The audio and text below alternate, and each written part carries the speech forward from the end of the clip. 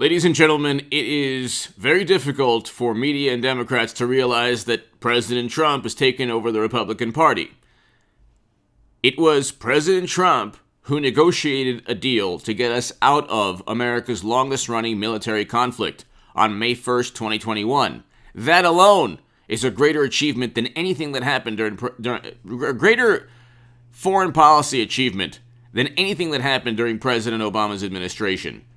Can you name something that happened during President Obama's or especially Bush's administration that was more profound than President Trump stepping foot in North Korea or the Abraham Accords, peace between Israel, UAE, Bahrain, Morocco? Can you tell me a long-term accomplishment, peace deal, some kind of profound, groundbreaking, paradigm-changing moment? What, the Russian reset? That all ended 8 years into President Obama's administration simply for political utility because President Trump defeated Clinton. And so there was not a shred of evidence that Trump worked with Russia. The whole thing is an absurd tinfoil hat theory. Intelligence agencies from Trump's direct political rivals, they use that phrase all the time. Oh, Trump's direct political rivals. They went after Trump because he was their direct political rival with a dossier they purchased and an assessment. I mean, I go through this every segment, but there's nobody who's ever been indicted on working alongside Russian intelligence officials. The whole thing was fabricated. People like Brennan and Comey and Strzok and McCabe and Clapper texted one another, so you know they wanted to stop Trump in their text messages. They investigated endlessly. They said that there was so much circumstantial evidence. None of it pointed to any direct evidence. It was all baseless. That's what a baseless claim is. They go after President Trump. Oh, you made baseless claims. They make the most baseless claims. The biggest lies are told. Trump worked with Russia. He had people colluding. It never happened. There was no evidence. There was no money trail. There were no emails. There were no photos. There were no... not one American was indicted for working alongside Putin or any Russian intelligence officials.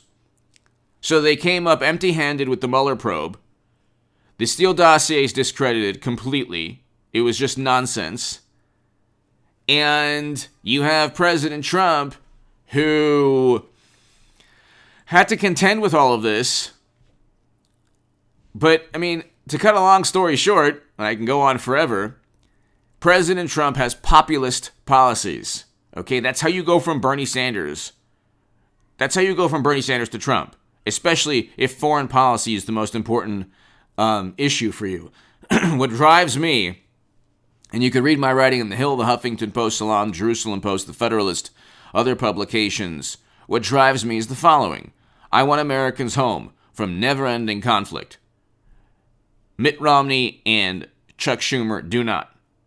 Therefore, the Republican Party has already been taken over by President Trump because he has those policies, those populist viewpoints. He's willing to engage in tariffs instead of the TPP.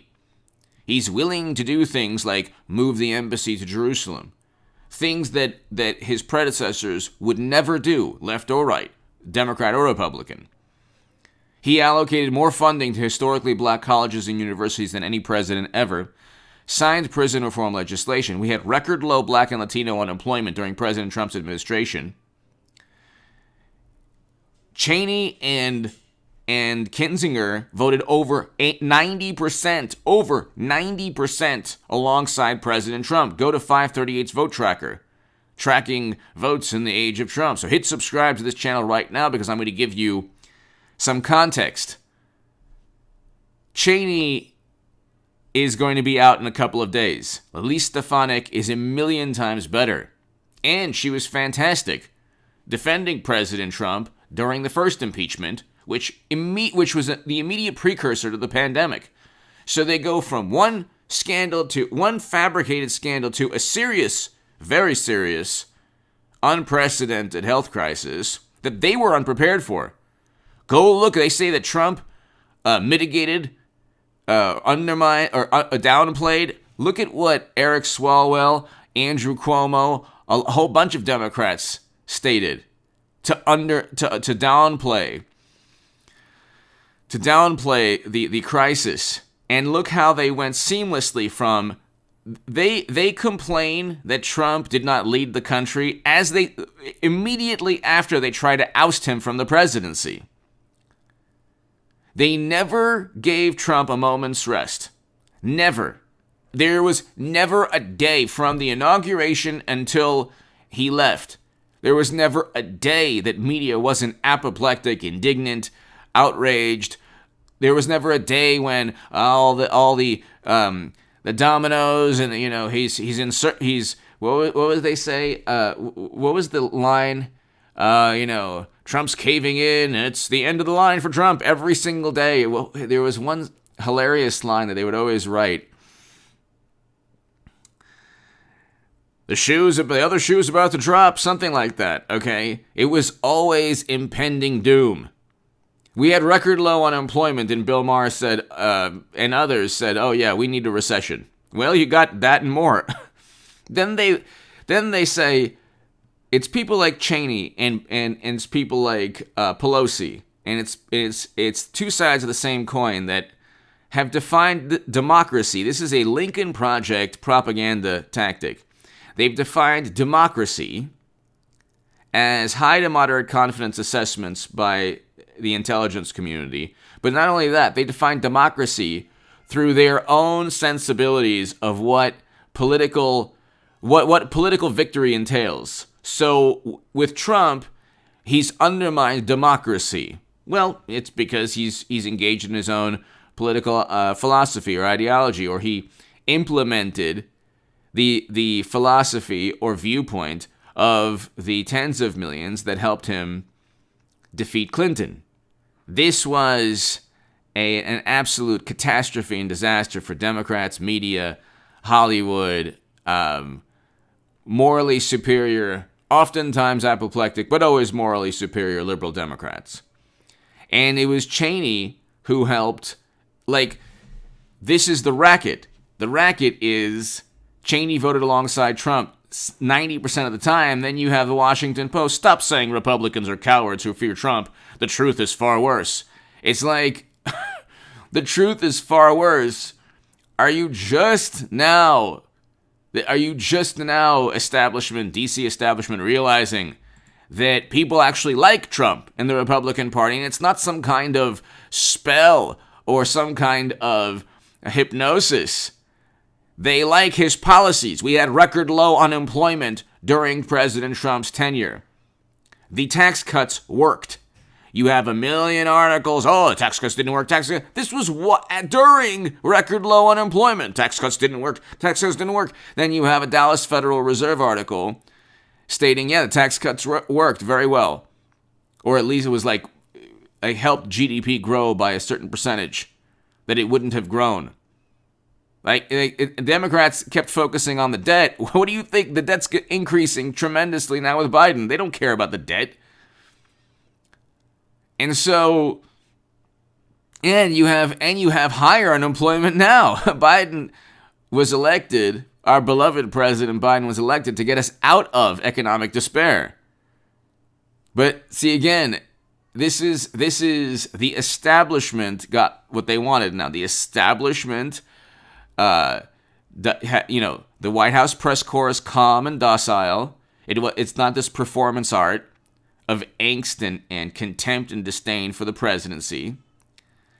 You have media never questioning Hunter Biden. Could you imagine if Hunter Biden was Eric Trump or Donald Trump Jr.? They would never... I mean, just the photos alone would be endless fodder for comedy every evening. With late night. And then late night isn't... Everything's politicized in our world. That's why you have apoplectic liberals disowning Friends. Because they don't have really you have a great many atheists or agnostic people, which is great, fine, totally wonderful. But you have a great many people who've jettisoned religion. And their morality, their belief in good and evil, and their belief in spirituality is tied directly to the Democratic Party. Who they are, at their spirit, who they are as a human being is tied to the Democratic Party. Whereas religion used to give people a sense of right and wrong, or the belief in a question, in the answer to a question, the following question: what would God approve? Okay, instead it's, would the Washington Post or the Democratic Party approve?